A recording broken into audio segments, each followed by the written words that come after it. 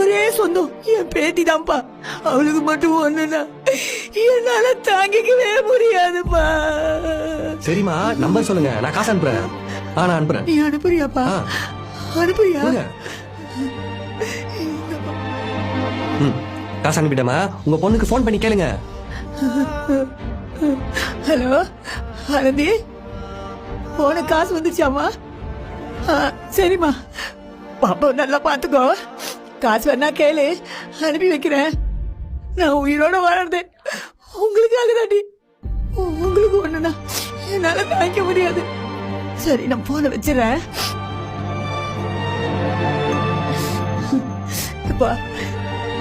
நீ மட்டும் இல்லனா என் பேத்துக்கு என்ன ஆயிருக்குமோ தெரியாது.